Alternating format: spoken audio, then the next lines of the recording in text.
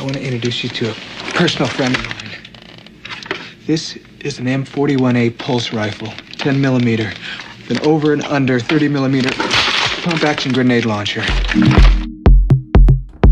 All right, let's take a look at this. This is a heavy beast. This is the SW11 pulse rifle. At 8 pounds, this is not something you'd want to take with you in an all-day outdoor op like Bad Blood or a hardcore milsim. This is definitely a heavy beast, but it looks quite nice. Let's take a look at this.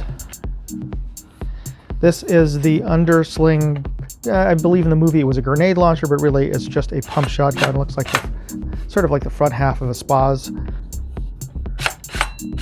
You can see the mock shell here. Magazine fits under here in this cap, and there is a 9-volt battery you need to add to work the round counter. Battery fits in the front here. This is the battery. All right, so I drilled out that panel there just to make some room to put a decent sized battery in there. So simple modification, hack, anyway.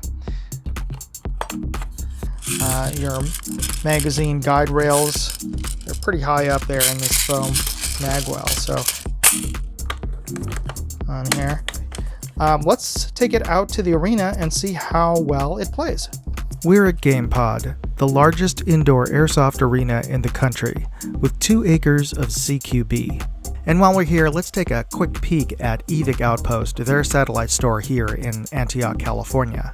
I want to thank Evic again for sending me this pulse rifle to test and review, but I'm actually not going to keep it. I'm going to give it away here at GamePod in a charity raffle. And while we're gawking at all the tactical gear and airsoft guns, I'd just like to ask you a favor. Please hit the like and subscribe buttons. It just takes a second, and it's an absolutely free way to help support this channel. And it also helps you out because you're taking control of the algorithm. You're telling the AI that this is quality content, and you'll start seeing more videos like this suggested on your homepage instead of whatever is the most popular video on YouTube, unless you're into K-pop bands. So before we can skirmish with this gun, we need to make sure that it falls within safe FPS and rate of fire limits. And indoors, you can see the pulse rifle's round counter very clearly. With an 11-volt LiPo and 0.2 gram BBs, the chrono was measuring 12 rounds per second at 259 FPS. The pulse rifle was skirmishable, but it does have its limitations. It is a heavy rifle, heavier than some Airsoft M249s. It has a relatively slow 12 rounds per second rate of fire, but this actually may not be bad considering it only fits a short 190 round high cap magazine. And as we saw earlier, that magazine is not easy to swap out. This is not a high-speed, low-drag setup. Yet despite those limitations, there is an undeniable cool factor whenever you walk into an airsoft field or an arena carrying a pulse rifle. Perfect for the tactical LARP that is airsoft.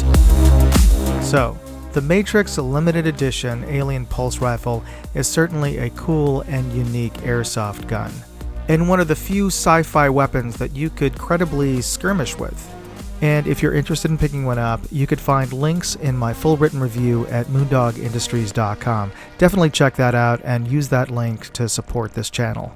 And you can support this channel for free by sharing, and subscribing.